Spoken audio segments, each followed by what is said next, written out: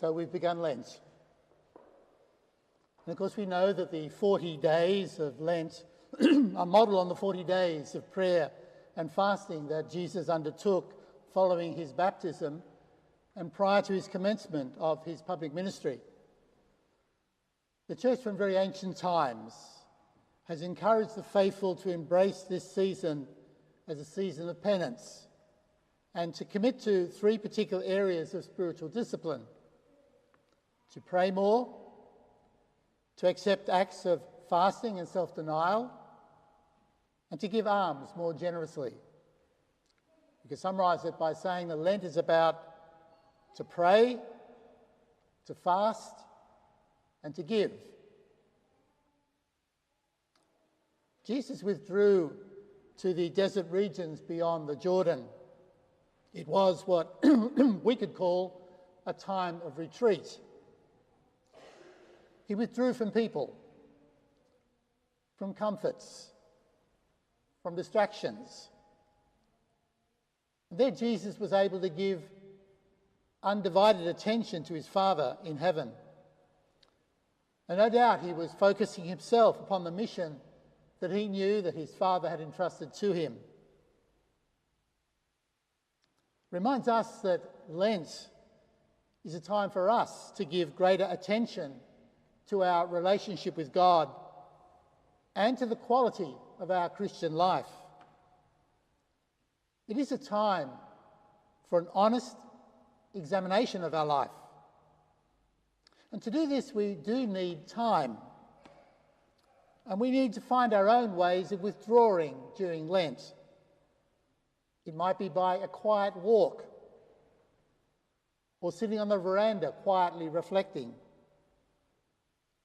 or visiting a church.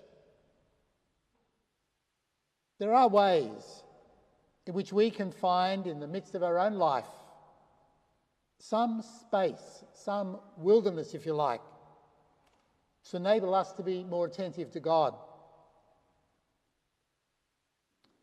We notice, though, that as Jesus withdrew, he was subject to increased temptation.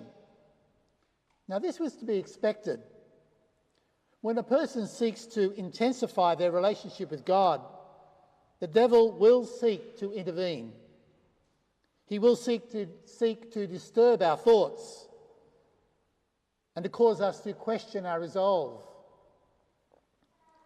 In Jesus' case, the devil sought to distract him, to direct him away from his mission.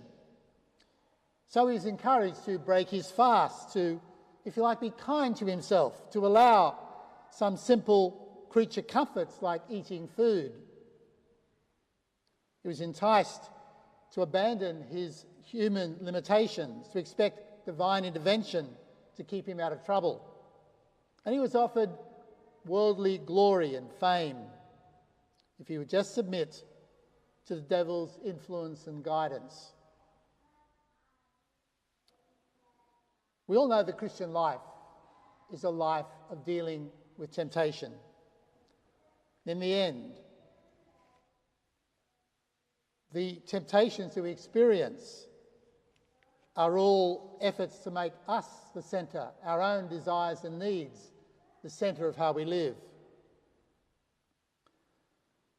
Thus, when we're tempted, we feel that we're entitled to enjoy life. We're entitled to have good things after all, aren't we? And good experiences. To become really what we want to be, how we would like to live. Certainly this is a message we receive constantly in the culture now in which we live. You know, we're encouraged to break free of those old, stale rules. We're told that we shouldn't have somebody else telling me what's right or wrong. We're encouraged, if you like, to do what we want to do our will, to do our thing. In other words, in the end, the temptation is all about me, my needs, my desires, what I want. In a way, the culture today makes the devil's work easy. However, we know deep inside, that these temptations will not lead to happiness that they promise. We know that we cannot allow our life to be directed simply by our own selfish intentions. We also know that we cannot go this alone. We know we need to hold on to our Catholic faith, as it will be the means by which we can indeed orient our lives not around ourselves, but around God. And deep down inside, we do desire what is pure and good, what is noble and beautiful, what is wise and true. So in our heart of hearts, this is how we want to live as Christians. Those who believe in a God who loves them wonderfully and extraordinarily, and a God whose heart is full of mercy and compassion towards us. We understand too that our eternal destiny is at stake.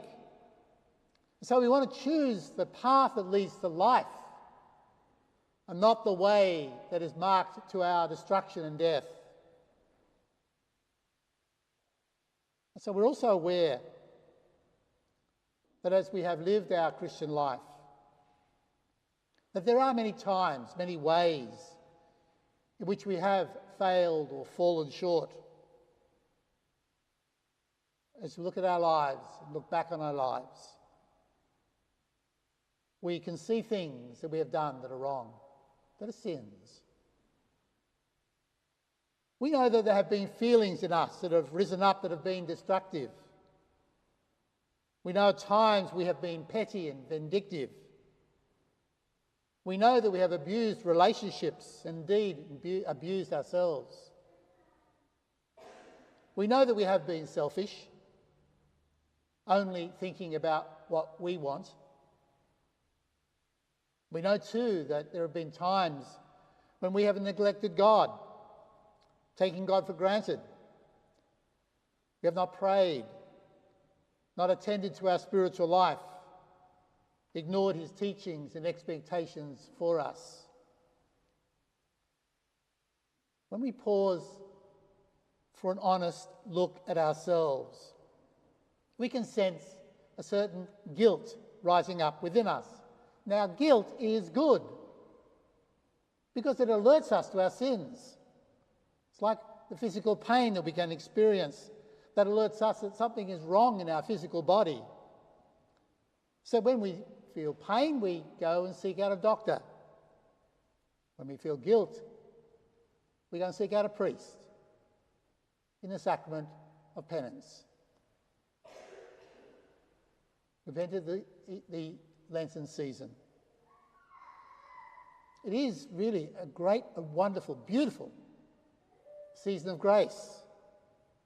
It's an opportunity for us, each one of us, to be renewed and purified. And the key to this is to go to confession as the culmination of our Lenten journey. So this year within the Archdiocese, we're setting aside a particular day as a day of mercy. And this day is Friday, the 31st of March. It's the Friday before Holy Week begins. And this day can become for us the moment of climax of our Lenten journey. And on that day, the Sacrament of Penance will be available during the day in our parishes, and there will be communal celebrations of the sacrament celebrated in hubs of parishes who will combine to offer the opportunity for people to go to confession. So I ask you today, on this first Sunday of Lent, to mark Friday, the 31st of March, in your diary. Decide today, as Lent begins, that I will attend either a personal encounter with Christ in the Sacrament of Penance during the day, or participate in a communal celebration which will take place in the evening. I will go to confession as a mark of my culmination of participation in the holy season of Lent.